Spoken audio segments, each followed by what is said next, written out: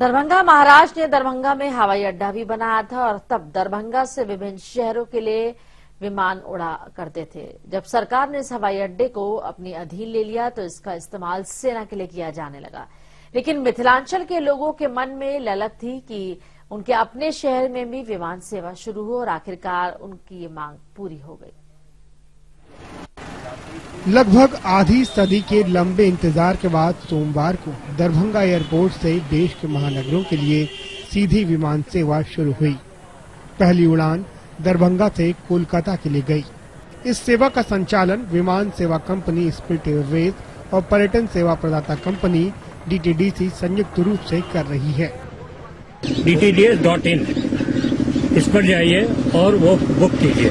Booking करने पर आप जब देखेंगे कि जो मिर्जापुर है वहाँ से आपको गाड़ी से पिकअप किया जाएगा और पटना ले जाया जाएगा, या अगर मंडे है तो आपको यहाँ से भी फ्लाइट से ले जाया जा सकता है।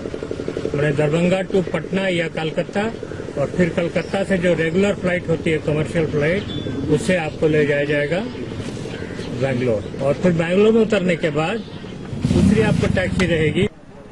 पहली उड़ान के लिए यात्रियों और स्थानीय लोगों में काफी उत्साह देखा गया। अपने शहर दरभंगा से हवाई यात्रा करना इनके लिए काफी सुखद अनुभव था।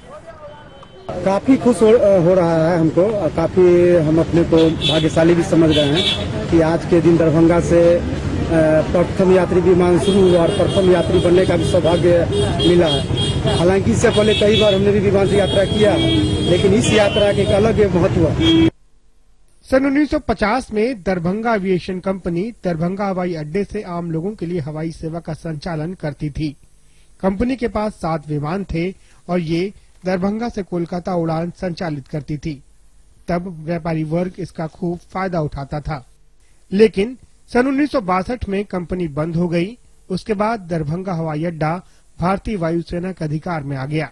अब 53 सालों के बाद फिर से हवाई सेवा की शुरुआत हुई है तो दरभंगा और उसके आसपास के जिलों के लोगों में खुशी की लहर है।